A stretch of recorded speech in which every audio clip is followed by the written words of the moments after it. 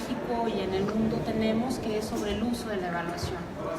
Más allá de la metodología, el énfasis, digamos, el gran desafío ahora, ¿no?, es cómo usamos la evaluación. Y nosotros comentábamos ayer entre varios colegas que es esta perspectiva de tener y entender la evaluación como un medio para lograr un fin superior, que es la mejora de nuestros programas o la mejora de las intervenciones, principalmente públicas, pero no necesariamente es exclusivamente del ámbito público. Entonces, es ubicarnos en este uso instrumental, digamos, y simbólico también de la evaluación como un medio para lograr un fin superior. Y más ahora, desde esta perspectiva que nos propone la conferencia, que es ubicar a la evaluación como una práctica para alcanzar los objetivos del desarrollo sostenible. Pues en ese sentido, serán las propuestas y el diálogo que tendremos el día de hoy. El primer planteamiento entonces sería cómo consideran ustedes que debemos de abordar este reto para transitar en la emisión de los resultados de las evaluaciones externas al mejoramiento, ¿no? ¿Cuál es este reto y cuáles son los retos que enfrentamos para el uso en el mejoramiento de los programas que han sido evaluados? Pues gracias a todas y a todos por acompañarnos. Cuando hablamos de uso, me parece que el reto es que todo lo que hacemos como evaluadoras y evaluadores realmente redunde en mejorar las políticas públicas, que haya un cambio efectivo para las personas que son sujetos a estas políticas públicas, que en muchos de esos casos también son nosotros. Entonces, siempre en México principalmente, a nivel federal y ahora yo creo que también en muchos estados, la orientación de la evaluación ha sido hacia el uso. O sea, desde la decisión de qué evaluar, cómo evaluar, tiene que ver y está orientada y dirigida por el uso. Y aún así, que realmente se use, no es tan sencillo, ¿no? Todos lo sabemos. No es tan sencillo por muchas razones. Desde que, y me parece iniciar eso, desde que a nadie nos gusta que nos evalúen. O sea, la práctica de la evaluación es una práctica que comúnmente y culturalmente está apropiada desde que somos niños y niñas. O sea, siempre evaluar implica un juicio de valor y por lo tanto no nos gusta. Entonces, desde ahí hay un rechazo. La segunda es porque en principio, sobre todo los primeros ejercicios de evaluación en México, eran de dos tipos.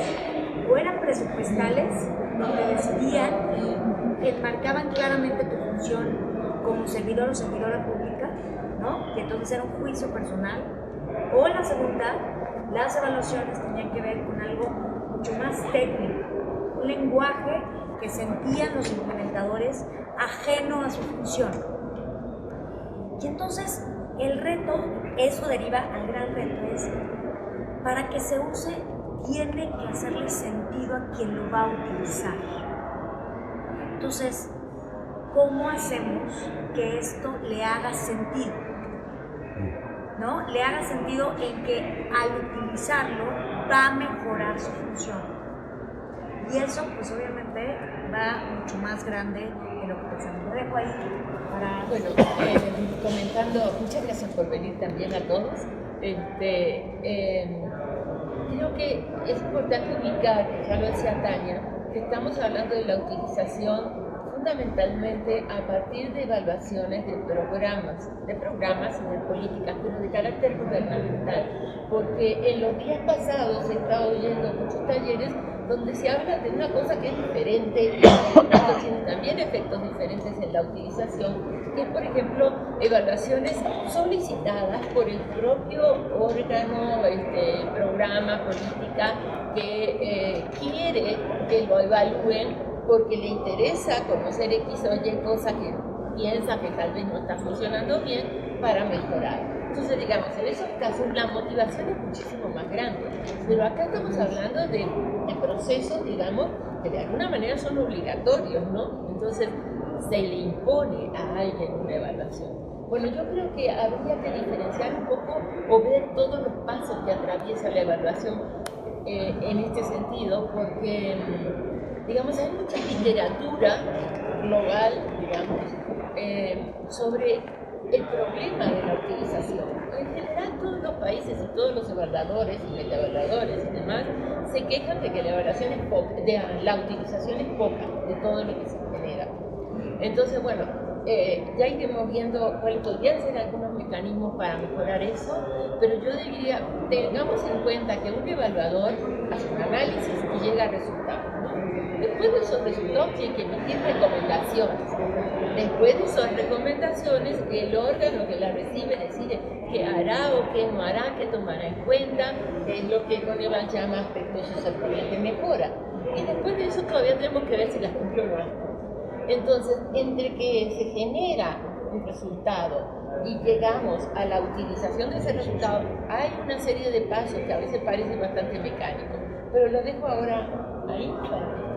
Qué bueno que diste ese marco, Miriam. Buenas tardes, gracias por estar aquí. Creo que el tema del uso es algo que nos interesa a muchos y creo que en la mayoría de los paneles y conversatorios se está poniendo como más atención a la parte de la metodología, cómo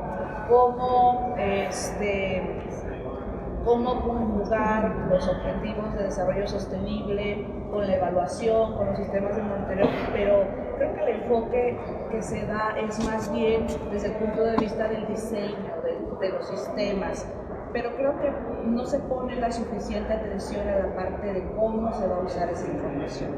Y siguiendo lo que decía la doctora Cardoso, es cierto que el proceso entre que, en el caso de México específicamente, y donde las evaluaciones son obligatorias, efectivamente es un proceso diferente, pero entre que se emite la recomendación por parte del evaluador y hasta que el aspecto susceptible de mejora llega al programa, vamos a decirlo así, hay un conjunto de pasos que llevan un alto nivel de discrecionalidad.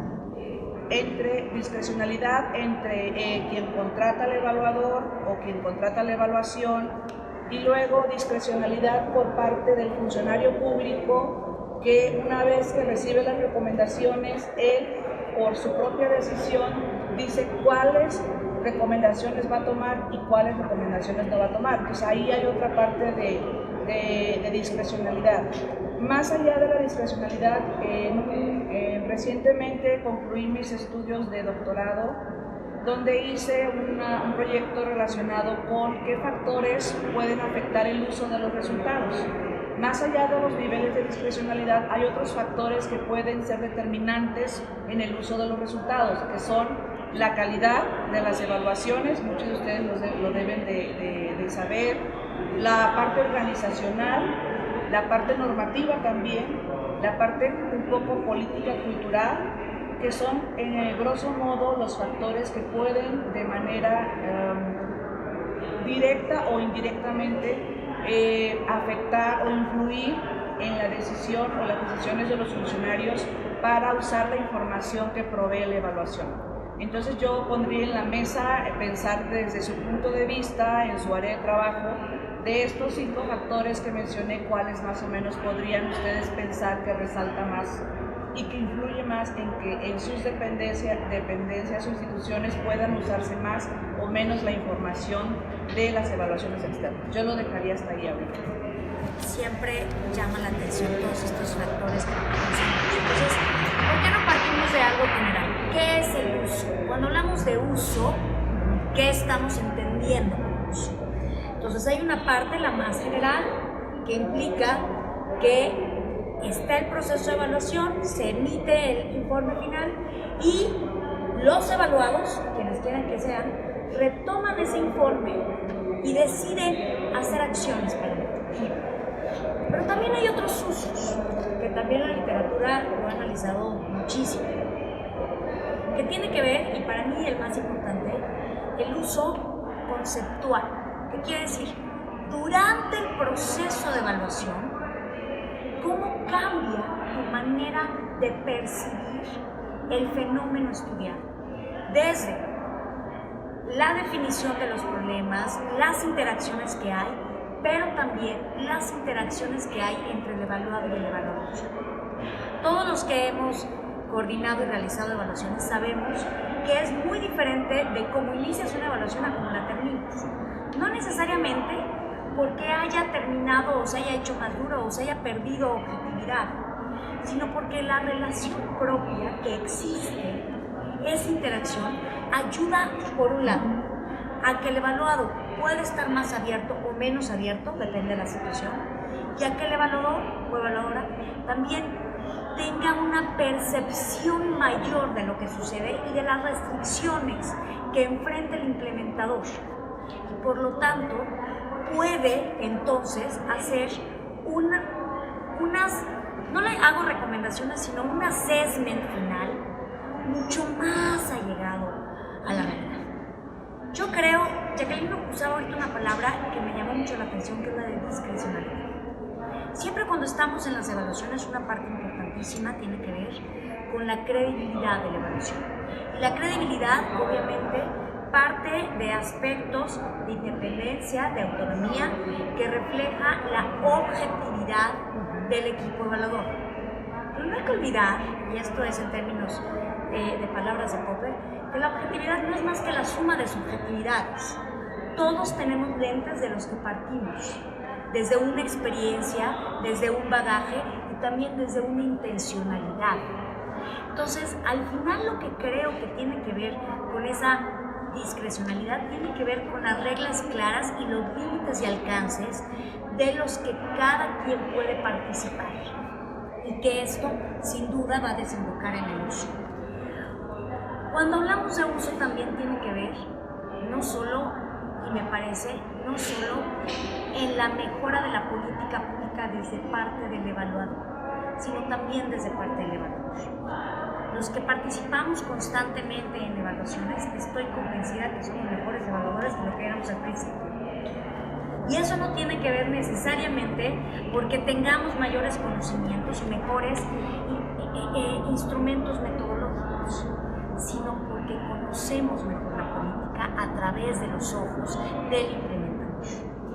Y esa parte a mí me parece fundamental y un principio para la evaluación.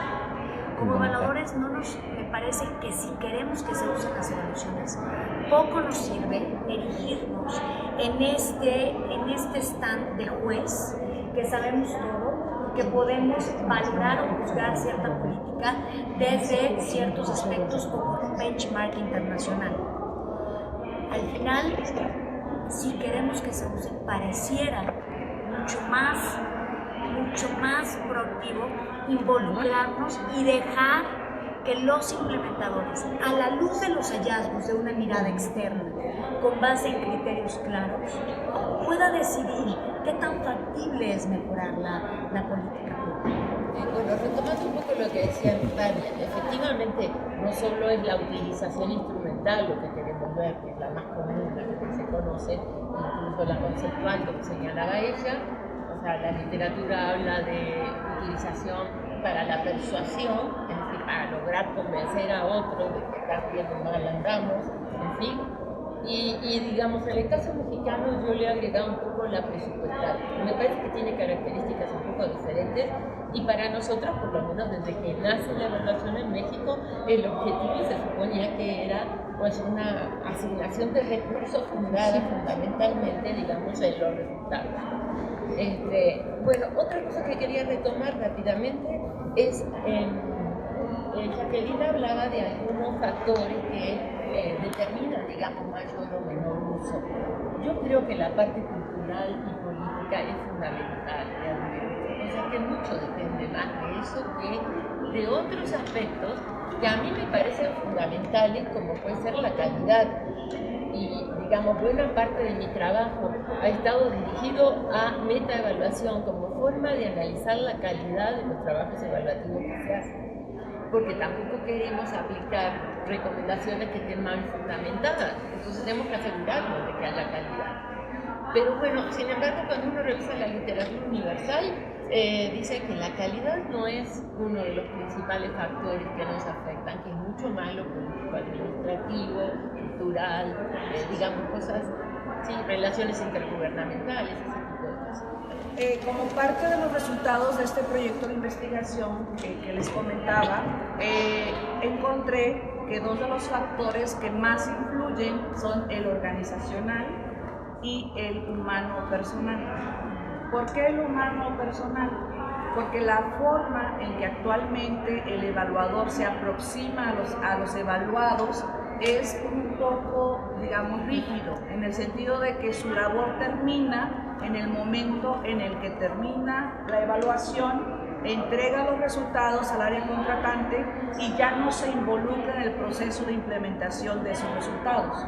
Entonces, además de que si no, al momento del diseño de la evaluación, que en este caso, en el caso de México no aplica tanto porque ya hay unos términos de referencia, los resultados mostraron que los encuestados dicen que cuando el evaluador no se identifica o no toma en cuenta la opinión de los evaluados, también esto influye en el uso que se haga de la información de la evaluación.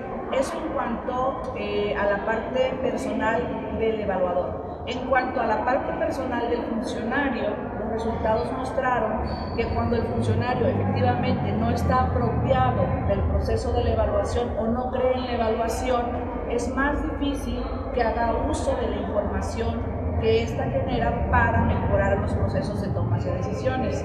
En cuanto a la parte organizacional, los resultados mostraron que los funcionarios, cuando perciben a la evaluación como una carga más de trabajo, como un trámite más que cumplir, como otro informe más que hacer de los 500,000 que ya hacen, eso también limita la parte del uso de la información de la evaluación.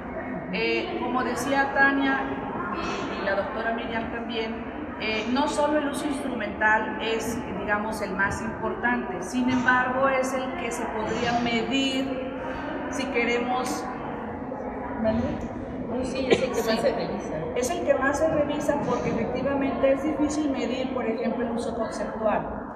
La forma en que la gente adquiere nuevos conocimientos, la forma en que la gente se apropia de los procesos, pues es más difícil medir las percepciones. En cambio, aun cuando es inacabado el uso instrumental, que es el que yo he estado estudiando, yo me atreví a hacer una propuesta para el caso de México para tratar de medir el uso instrumental. Les voy a decir 3 indicadores. Número 1, número de aspectos susceptibles de mejora que fueron seleccionados del total de número de recomendaciones que emitieron los evaluadores. Del total de recomendaciones que se emitieron, cuántas sí y cuántas no aceptaron los funcionarios como buenas, digamos, considerando los aspectos políticos, administrativos, legales, presupuestales, etc. El segundo indicador que usé es número de aspectos susceptibles de mejora que se concluyen al 100%. Y un tercer indicador que usé, ¿qué porcentaje de esos aspectos susceptibles de mejora seleccionados son los más adecuados para mejorar el desempeño de los programas? Entonces la dejo hasta ahí, ya los estoy provocando para ver si ustedes tienen otra forma, otro indicador que pudiera ser también una forma de medir uso instrumental, entendido como la información que sí se incorpora y se toma en cuenta en el proceso de toma de decisiones para el mejoramiento de los programas presupuestarios. Canadiense decía, es que yo cada vez estoy más convencido que la evaluación en realidad su fin último es ser un proceso de aprendizaje y de adaptación. O sea, no el hallazgo, es un proceso permanente y entonces eso es real. Todos los que hemos participado en evaluaciones es un proceso permanente de adaptación del evaluador, al evaluado, al coordinador, al público, a las autoridades políticas, etc. Y también el proceso de evaluación es un proceso técnico-político, que pocas veces hablamos de eso. ¿Y por qué digo político? Por el ámbito de administración de conflictos y de administración de tensiones, que permanentemente vivimos. Desde el área de la coordinación, a nosotros nos pasa en Evalúa Jalisco, que lo que hacemos es permanentemente apagar fuegos, ¿no? Y estar haciendo procesos de negociación, no quiere decir adaptando y facilitando y simulando, simplemente administrando los conflictos que se dan. Y lo que colocan es este paradigma, o digamos promesas de la evaluación, que yo poco a poco me he ido desencantando, digamos, un poco de algunas promesas que son promesas fallidas, ¿no? Por ejemplo, el uso totalmente presupuestal. Me parece que, al menos en mi experiencia, ese es el uso menos frecuente, ¿no? Sí se da, pero es mucho menor. El uso instrumental en términos de mejoras concretas, de operación, de diseño, de entregables, ¿no? Ese es mucho más frecuente. Y el uso simbólico o persuasivo, que tiene que ver con factores que están fuera incluso del gobierno, ¿no? Cuando se involucran actores como ONGs, periodistas, hay un uso social en torno a la evaluación. Entonces eso me parece que para mí ha sido como ir desmistificando un poco la evaluación en el sentido tan instrumental. Sin embargo, me parece que el proceso que tenemos en México, para que no sea de México, me parece que ha sentado un buen piso, como en todo el demás proceso de evaluación, en torno a tener algunos mecanismos un poco más cuantificables, estandarizados, que nos permitan a casi todos entender prácticamente lo mismo. Cuando hablamos de evaluación de diseño, casi todos ya en México entendemos lo mismo, ¿no? Cuando hablamos de agendas de aspectos susceptibles de mejora, que yo el susceptible ya se lo quité porque ya en términos de marketing es más fácil aspectos de mejora o agendas de mejora, más o menos todos ya entendemos lo mismo, y el procedimiento que han tenido a nivel nacional lo hemos replicado en los gobiernos nacionales con algunas adecuaciones. Nos ha pasado que hemos vuelto 2 años después de que concluyó 100% la agenda y hemos encontrado otros usos organizacionales, personales, interrelacionales. Y esta provocación que hace Jacqueline, de si solo es posible medir y cuantificar el uso instrumental o si es posible ir más allá. ¿Y qué pasa en el caso de México? No sé si en el caso de México ya me parece, esa es mi impresión, que todavía no tenemos tan claro cómo es la medición instrumental y que valdría ya la pena estar explorando el uso no instrumental, que también se da, que yo estoy convencida que sí se da, y yo pienso que sí se puede hacer esta medición. ¿Qué opinas? Mira, esta plática supongo que fue muy provocadora, y yo creo que era algo que igual se discutía hace mucho, 20 años, sobre la medición multidimensional de la pobreza, que no se podía medir, ¿no? Igual se discutía hace 20 años, solo se pueden medir líneas de ingreso, sigamos midiendo líneas de ingreso para medir mediciones de pobreza. Igual que yo creo que fue en la medición de pobreza, igual va a ser en el uso. Una pregunta es cierto, estamos tratando de medir algo que la dificultad de medirlo es porque todavía no tenemos claro y consensado qué significa ese uso. Y lo quiero poner así por varios de los ejemplos y de retomar lo que dijeron. Yo, al contrario de ti, yo después de dedicarme 15 años a la evaluación, creo más en la evaluación que no, a mí nunca me ha decepcionado. A mí nunca me ha decepcionado. Desencantado. Decepcionada del uso presupuestal. Y tampoco, al contrario, yo al día de hoy estoy más emocionada y emocionada que nunca. Danos elementos. Les voy a decir cuál es mi idea. Mi idea es, yo creo que la evaluación no es un proceso técnico con tintes políticos. Es un proceso político con tintes técnicos. O sea, es completamente diferente. Porque me parece un poco ingenuo pensar que una evaluación va a cambiar absolutamente el diseño e implementación de una política pública. Lo cambian las decisiones de quien pueden decidir en el momento. Lo que hace la evaluación es informar, dar elementos técnicos para que esa decisión se pueda tomar mejor. Pero también asumimos que las recomendaciones o hallazgos de los evaluadores son mejores que las que pueden tener los implementadores. No necesariamente es así. ¿No? O sea, los implementadores lo viven a diario, lo comen, lo respiran. O sea, yo no he visto cuando se usan más las evaluaciones, cuando a los implementadores les hace sentido. Sí, pues claro, es que eso es lo que yo vivo. Y entonces lo retoman, porque se dan cuenta que existe esta profunda comprensión de los problemas. Y entonces hacen caso. Y no solo las recomendaciones, de ahí difiero de Jacqueline. Para mí, de la evaluación no es solo la recomendación, es toda la evaluación. Hay hallazgos, muchos hallazgos, que luego no podemos pasar a recomendaciones porque no sabemos ni siquiera cómo hacerlo.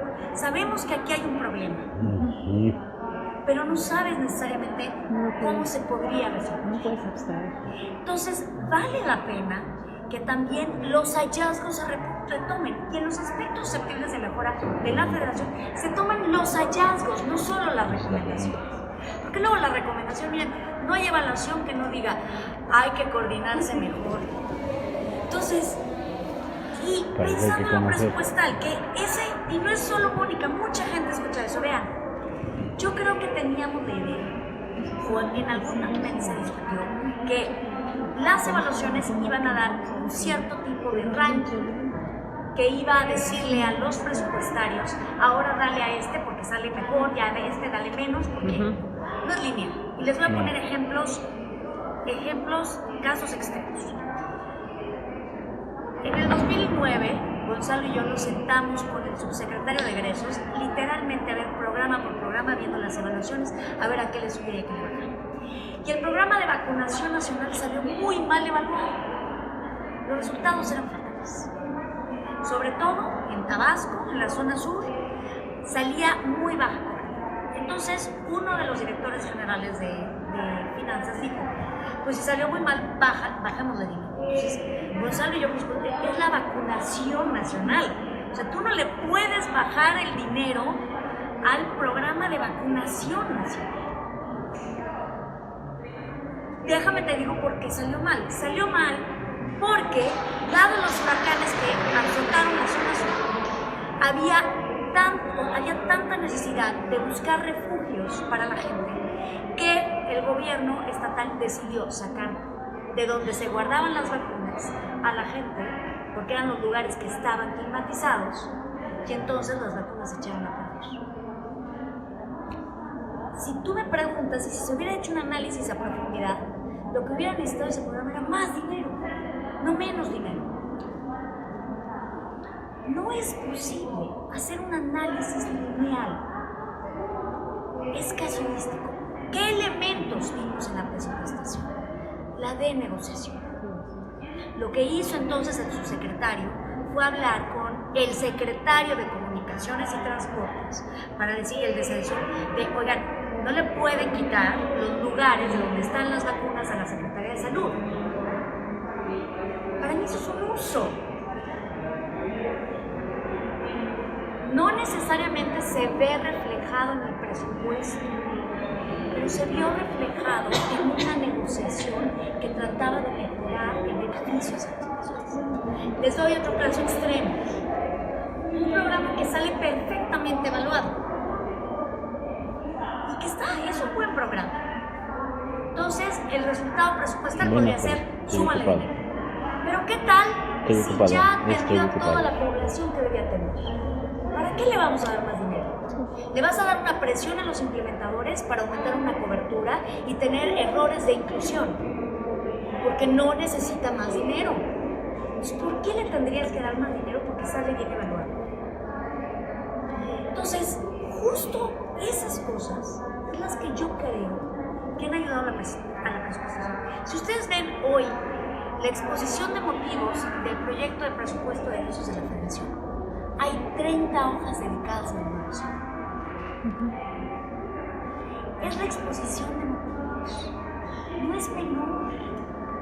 El hecho de que ya se esté impulsando y que se quiten otros factores para meter a la negociación presupuestal, a mí me parece que vamos en el buen camino. ¿Cuándo eso se va a ver reflejado en pesos y centavos? No lo sé, ¿Por qué? Porque no hemos hallado la manera. Si ustedes nos preguntan desde Coneval, ¿dónde tendrías que meter dinero? Donde más se necesita. Y entonces la evaluación programática no es lo importante. El diagnóstico de las necesidades respecto a dónde la población no estamos accediendo o ejerciendo efectivamente nuestros derechos sociales. Entonces, yo sí creo y retomo mucho porque me encanta esto que dice Mónica, esta provocadora de es que la evaluación también, el discurso de evaluación tenemos que evolucionar y entender cómo se usa. Y respecto a la medición nada más, yo creo que la parte instrumental ahorita es sencilla, porque tenemos, tanto en los gobiernos estatales como en el gobierno federal, estos procesos para hacer aspectos susceptibles de mejora. Eso lo hubiéramos intentado hace cada 10 años, no hubiéramos podido. Hicimos un proceso y ahora lo podemos medir. Y del tema conceptual también podemos hacerlo. Es como los niños y niñas, como pero antes enlace, trataba de medir cuál era el aprovechamiento escolar. Eso seguramente era un sueño hace 20 años, igual esta parte conceptual. O sea, ahorita me dicen, digo, claro, yo te puedo dar ejemplos, muchos ejemplos de cómo la evaluación se usó para cambiar o modificar una política pública. No necesariamente es un aspecto susceptible de mejora. Fue una plática con un secretario, fue en una entrevista, fue en una comida, en donde se metieron los usos de evaluación. La persona le hizo sentido a una problemática que tenía y lo tomó. ¿No? Y eso retomo mucho lo que decía, y ya para darle la palabra a las colegas, el tema de que los evaluadores y las evaluadoras no solo somos quienes hacemos, o sea, más bien la discusión es si las evaluadoras y los evaluadores tendríamos que ser también este otro personaje o actor que es quien comunica los resultados de las evaluaciones, quien, déjenme llamarle así, aunque puede ser políticamente incorrecto, quien vende los resultados de las evaluaciones. Deberíamos o no ser los evaluadores, deberíamos ser otros actores que realmente tengan esta capacidad persuasiva de llegar, porque luego los evaluadores y las evaluadoras, nosotros nos interesa hacer la evaluación, no necesariamente estar en ese otro aspecto. Ese otro aspecto, y Angélica también lo comentó en su investigación, es fundamental. En la cuestión instrumental, yo creo que sí hemos tenido muchos problemas en cuanto a la utilización. Hasta que yo le di seguimiento, Coneval hablaba de un 50% más o menos de recomendaciones transformadas en aspectos susceptibles de mejora y con suerte como de un 80% de cumplimiento de esos aspectos susceptibles de mejora. Entonces hay mucho que se pierde en el camino. Ahora vuelvo a decir, lo que se pierde valía la pena o no valía la pena, porque por ahí está el tema de la metaevaluación que se debe realizar, ya sea contratada o por los propios órganos que coordinan, para ver qué es lo que dijo el evaluador, que sí vale la pena, en opinión, obviamente siempre subjetiva y con un riesgo de error, pero por lo menos es una segunda vuelta, en opinión, digamos, de la gente que están a cargo del proceso, o bien, digamos, contrataciones especiales. Yo una cosa que quisiera mucho comentar con ustedes y oírlos incluso si tienen otra salida, digamos. Coneval ha vivido el problema en términos, digamos, de tratar de persuadir a los órganos de que efectivamente retomen las recomendaciones. Cuando me tocó estar en Evalúa DF, ahora Evalúa Ciudad de México, las recomendaciones eran vinculatorias. Entonces, nosotros teníamos que hacer un exhaustivo análisis de lo que los evaluadores recomendaban, porque no le podíamos decir a alguien que aplicara algo de forma obligatoria que nos pareciera ilógico, ¿no? Entonces había un proceso muy fuerte de revisión que yo le llamo como una especie de metaevaluación interna. Ahora, ¿qué pasó? O sea, en el caso de Evalúa DF, también muchas evaluaciones no se aceptaban, o bien muchas recomendaciones, o muchas recomendaciones aceptadas no se cumplían, Y entonces el problema fue cuáles eran los procesos que permitían, pues básicamente sancionar, que ahí sí era una cosa de sancionar al que no haya cumplido. Esos procesos fueron tan laxos que hicieron que la gente igual no cumpliera, porque no le importó mucho la sanción que podían hacer. Entonces creo que acá tenemos dos ejemplos de un método persuasivo, un método obligatorio, y ninguno de los dos 100% bueno, digamos. Entonces yo le dejaría que lo pasen. Dentro de los, les había comentado que los dos factores que me salieron más asociados a un mayor o menor uso de los resultados fueron los organizacionales y los personales humanos. Dentro de los organizacionales retomo este factor porque dentro de la encuesta que apliqué, alrededor del 60% de los funcionarios encuestados decían que para ellos la evaluación era una carga más de trabajo. Entonces, esto lo relaciono con la pregunta 3, que yo creo que algo a superar es que efectivamente la percepción que tiene el funcionario de que la evaluación le genera más trabajo es algo que se debe, pues, tratar de cambiar o buscar la manera de que fuera algo percibido como para retroalimentar en vez de percibido de informar otro reporte más que hay que entregar en abril y en septiembre. Pero además del avance de los aspectos susceptibles de mejora, tengo también lo de la Auditoría Superior de la Federación, tengo los informes mensuales o trimestrales Hacienda, tengo esto, tengo el otro. Entonces, el hecho de que el funcionario perciba a la evaluación de esa manera creo que limita el que se conciba como un trámite más que cumplir y no como una herramienta que ayude a retroalimentar. Estoy totalmente de acuerdo con Tania cuando dice que hay otros usos y que deberían de medirse y que pueden ser soluciones. Puede ser darse incluso en una cena de negocios donde se pueda resolver una situación estratégica.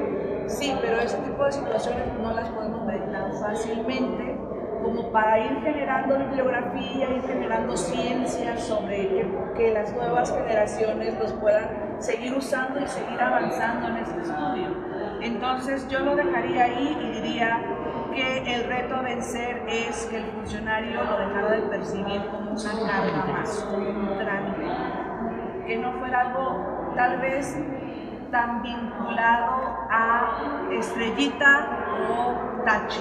No sé de qué manera se podría hacer desde las dependencias coordinadoras como Coneval, un proceso externo que hiciera sentir al funcionario que no es algo más que tiene que entregar. Nos hace pensar todo nuestro democracia. Yo creo, o sea, lo que acaba de decir es súper importante. O sea, esto de que a los implementadores la evaluación es una carga, sí es una carga, va a ser una carga, nunca va a dejar de ser una carga. ¿Por qué? Porque es más trabajo. O sea, engancharte en la evaluación es, hago mi trabajo de implementación, más participo en la evaluación, entrego información. Entonces, eso no se va a acabar. Ella también dijo que habría que cambiar el hecho de que sientan de que no es una carga. Y yo inicié este conversatorio diciendo algo: a nadie nos gusta que nos evalúen. Entonces, terminar con eso es casi, desde mi punto de vista, imposible. Entonces, lo que nos toca es demostrar que esta carga vale la pena. Y por eso la medición del uso es súper importante, ¿no? Ahorita cuando hablamos de los aspectos sutiles de mejora, bien, yo la verdad, igual, estrellitas, puedo ser muy ingenua, pero es la manera en que proceso el conocimiento, pero es qué padre ahorita que podamos sentarnos a discutir el aspecto susceptible de mejora cuando hace apenas 10 años diseñamos el proceso. O sea, nos sentamos a ver qué es lo que tienen que hacer los programas, cómo usan la evaluación, qué queremos, qué discusiones, cómo quieren que se usen, qué documentos tendrían que ejercer, tendrían que elaborar. Pues está increíble que solo en 10 años podamos tener estas discusiones. Y el hecho va también un poco a, y esto lo retomo, que también es un reto bien importante, es cómo hacer el uso, que ya no es la evaluación, ya es el uso, un proceso no burocrático, ¿no? Ahorita decíamos, originalmente el mecanismo, si ustedes van a los primeros mecanismos, era que nos informaran una vez al año. Y entonces mis colegas decían que me choca que no estén aquí, porque luego les digo, ay, hablen de ustedes. Y entonces me dicen, ¿y qué dijiste? No, tienes que estar. Está grabando. Aquí están.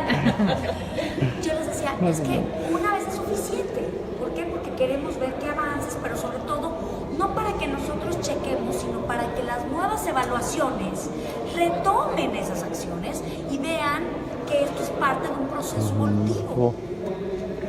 Y entonces, por supuesto, hay presiones, como también dijo Jacqueline, las de la autoría, que en este caso eran las de Cámara, que decían, es que nosotros tenemos que informar trimestralmente a la Cámara de Diputados los avances de los aspectos susceptibles de mí. Y entonces hubo ahí una coordinación un poco tensa entre Hacienda y nosotros, y quedamos que solamente 2 veces al año, o sea, cargan luego 2 veces al año. Y ahorita están insistentes en que venga otra, entonces por eso aparte le piden a las dependencias de otra manera. Si ustedes me preguntan, no es necesario. Con una vez al año tendríamos más que suficiente. Vez al año, ¿por qué? Para hacernos presentes, para estar ahí y retomar e impulsar a que los implementadores sigan con el proceso de evaluación. ¿Por qué nos tenemos que hacer presentes? Porque como su nombre le indica, son implementadores, ellos implementan. No tienen por qué estar pensando en la evaluación. ¿Por qué retomamos la evaluación? Porque queremos ver qué tanto se avanza. Entonces, el hecho de cómo medir el uso, y este sí es un reto que acaba de decirse aquí, súper importante, sin que sea un proceso. Y yo sí quisiera retomar la discusión que puso Miriam hace rato con ustedes, porque es bien importante. O sea, esta discusión es una discusión que hemos tenido también en otros espacios y que sin duda ninguno de los dos esquemas ha mostrado mejor ventajas, desventajas, o sea, no, pero que es una discusión bien importante. El uso, o sea, en sentido estricto, en términos del uso, el uso estaría resuelto en el momento que las regulatorias hubiera un castigo o algo suficientemente amenazante para que los responsables lo resuelvan. ¿No? Eso son contextos diferentes. En el contexto de Coneval, nuestra percepción y las discusiones al respecto es 2 cosas. 1, ¿cuál es el límite del evaluador? ¿Cuándo el evaluador o evaluadora se vuelve diseñador? Y si se vuelve diseñador, ¿puede volver a ser evaluador? ¿O ya no? O sea, si tú vas y les dices que hagan lo que tú piensas, ya eres diseñador. A menos que te quedes en eso y dices, ya no evalúo. Pero si el siguiente año vas a venir a evaluar, ya eres un poco, ya tienes un conflicto de interés, porque les vas a decir que está bien aunque no sea cierto. Pero la segunda, también que me parece muy importante, es que eso yo creo que es el fondo, es cuál es el proceso de mejora, o más bien el proceso de reflexión que lleva a la verdadera mejora de políticas públicas. El ejercicio que hacía Evalúa Ciudad de México, que ahorita Miriam, me parece interesantísimo. O sea, personas que se dieron el tiempo y el espacio a exclusivamente reflexionar qué se podía mejorar. Esos espacios no necesariamente se dan en otros espacios, ¿no? Vale la pena, nosotros también hemos discutido, nunca lo hemos hecho, seguimos discutiendo de tener paneles no evaluadores, sino déjame llamarles, de recomendadores.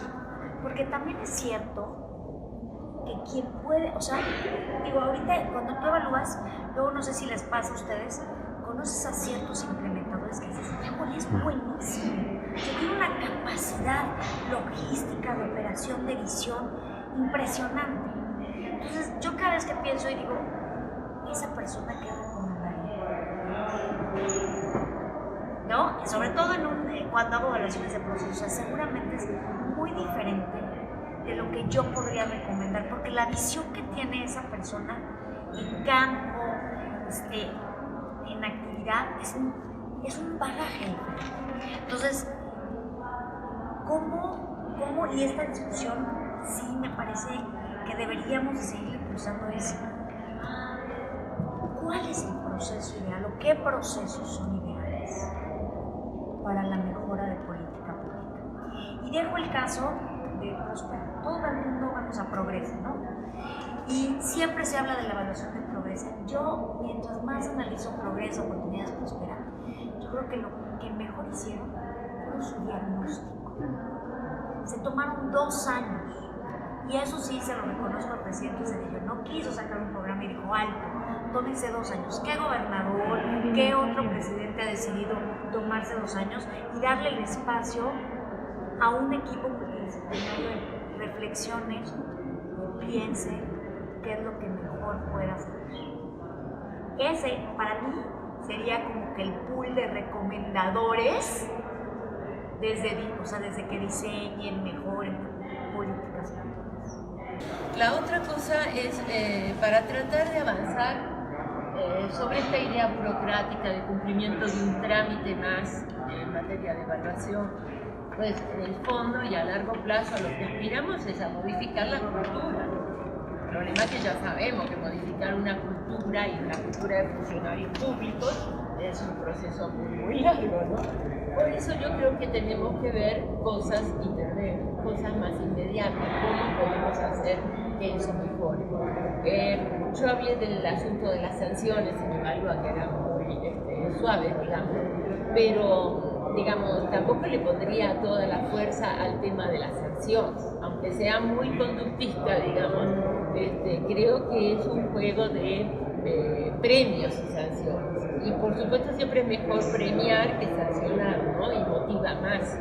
Entonces, bueno, yo creo que ahí la gran experiencia es la chilena. Los chilenos han avanzado mucho con ese sistema de premios y sanciones, no necesariamente económicos ni necesariamente individuales, sino premiar a un equipo para que se sienta mucho más reconocido y motivado, digamos, para seguir adelante con lo que está haciendo y utilizar mejor las recomendaciones.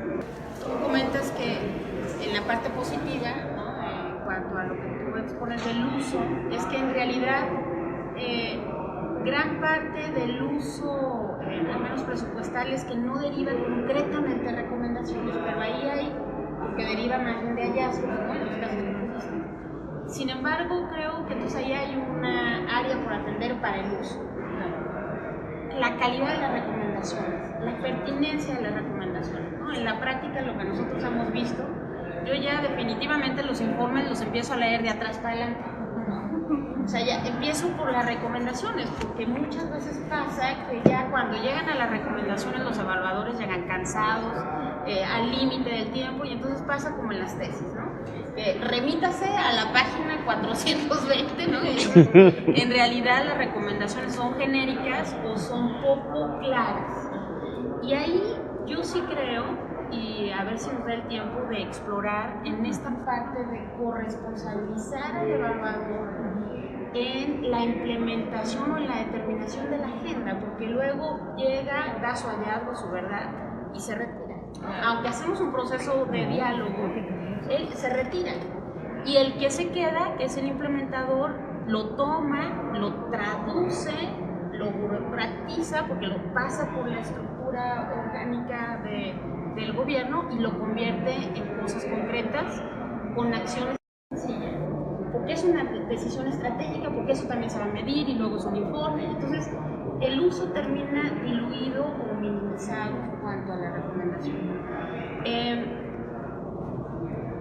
Y en esta parte que comentaba Jacqueline, el riesgo permanente de burocratización. Entonces, yo creo que junto con la pregunta que planteaba Jacqueline, que es ¿cómo? Y ya con esta cerramos para abrir preguntas y respuestas y comentarios mayores. ¿Cuál es la importancia de vincular la planeación, la programación, la presupuestación con el seguimiento y sobre todo el uso? Además de esto, a mí me gustaría preguntarles ¿hacia dónde tenemos que discutir, como planteaba también, cómo mejorar quizás el mecanismo de uso, no el mecanismo de la agenda de mejora, porque me parece es importante, pero me parece que nos llevó a otros desafíos.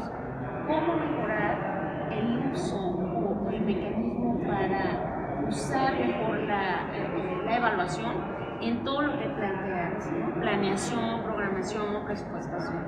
En el que estoy analizando la importancia que tienen las evaluaciones externas y las auditorías de desempeño, cómo se interrelacionan y cómo funcionan en la práctica para mejorar el desempeño de los programas. ¿Cómo se interrelacionan? Es la pregunta de investigación. Pero una hipótesis tal vez un poco pensada, pero que no se puede decir tan públicamente todavía, es que hay puntos en los cuales hay duplicidad, sobre todo en la parte de la revisión de las matrices de indicadores para resultados, que por un lado la auditoría te recomienda una cosa y por el otro lado el evaluador externo te recomienda otra. Y finanzas ponen de repente al funcionario en un shock en el que dice: yo sí quisiera atender todo lo que me recomiendan porque la quiero mejorar. Sin embargo, le tengo más miedo a la auditoría porque me va a hacer una observación que va a quedar archivada a una evaluación que es una recomendación que no es vinculatoria. Esa es como una de las reflexiones. Pero más allá de todo esto, lo que hemos observado en las entrevistas en profundidad que estamos aplicando es que los funcionarios ven una total desasociación, una total ruptura entre quienes planean, programan y presupuestan y entre quienes están encargados de los sistemas de monitoreo y evaluación. Entonces, yo creo que sí debería de haber una parte de comunicación más intensa entre esta parte de seguimiento y evaluación que informara o que sirviera para alimentar las otras partes del ciclo presupuestario. Y que creo que también es uno de los retos que hay en México, que de tan solo el hecho de que la Dirección Federal de Planeación y las DGPOP estén en áreas separadas, se convierte como en dos islitas, en dos pequeñas islas que no se comunican o no se comunican de la manera adecuada, de forma que quien obtiene información veraz, oportuna, objetiva y creíble pueda hacer que el de la DGPOP se interese lo suficiente como para hacer un todo conjunto por el bien, pienso, del desempeño de los programas. Para mí, yo diría que es bastante importante y que en México es otro de los grandes retos a vencer. Lo dejaría hasta ahí. Déjame retomarlo de Jacqueline porque estoy completamente de acuerdo de que en el área de evaluación todavía existe una gran descoordinación con las otras áreas, pero no que las otras áreas están coordinadas. Exacto. Empecemos de ahí. Tenemos una ley de planeación que señala que cada 6 años se tiene que planear el desarrollo del país. ¿Ok? Solo les voy a decir con tiempos. El nuevo presidente llega el próximo diciembre de 2018. De acuerdo con la ley, si la ley se mantiene así, tiene que sacar su Plan Nacional de Desarrollo en abril, a más tardar en abril. Entonces, estamos en diciembre, entonces en abril saca el Plan Nacional de Desarrollo. Y luego de ahí se tienen que hacer los programas que derivan del Plan Nacional de Desarrollo, los sectoriales, especiales, institucionales, ¿no? Y entonces esos tienen hasta abril del próximo año. Estamos hablando que los programas, la planeación del país va a estar en 2020. ¿Y qué pasa? En ese tiempo no tenemos programas, no hay presupuesto. Y que baja a los estados. Pues en diciembre tenemos un presupuesto y tenemos unos programas que ya tienen reglas de operación definidas, entonces que no se pueden cambiar en 2019. Entonces se opera con los programas que se decidieron antes, que no van de acuerdo a la planeación, o no sabemos si va o no de acuerdo. Y el segundo año, cuando sean los sectoriales, tampoco van a ir de acuerdo con los programas, porque no se pensó en los programas, apenas está pensando en los programas sectoriales. Entonces, realmente el país opera sin planeación 3 años. Y los otros 3 años lo que haces es tratar de vincular lo que tienes. Lo que rige en el país es la presupuestación. Claro que DGPOP no va a estar interesado en nada porque no necesita estar interesado. Son reyes y señores de todo. O sea, DGPOP dirige todo. Todos los demás. Abajo de, o sea, las áreas de evaluación que están un poco empoderadas. Abajo de esas están las de planeación. Las de planeación ya nunca más las ven en la vida. Porque hicieron su sectorial, entonces ya no los vuelves a ver, porque ya tienes evaluación que le está dando seguimiento. Entonces, el problema es aún mayor. Hicimos una evaluación de 10 programas sectoriales y de programas transversales. Y esto lo que les estoy diciendo, esta historia tétrica, sale de ahí. Sale de ahí. O sea, no es que me la estoy inventando, es que cuando nosotros tenemos una programación anual, no hay manera en que la planeación y la evaluación corran detrás de ella. No hay manera. Miren, algo que he hablado mucho con la Auditoría Superior de la Federación es la oportunidad de la evaluación. Ahorita estamos discutiendo el presupuesto 2018, ¿no? O vamos a discutir el 2018 con resultados de evaluaciones 2016. No hay manera de quitar ese gasto. ¿Por qué? Porque cuando se cierra la cuenta pública es en abril de 2017 y si tú quieres que se use para la discusión, ahí ya tendrías que tener resultados. Entonces tendrías que hacer la evaluación en un día. No hay manera.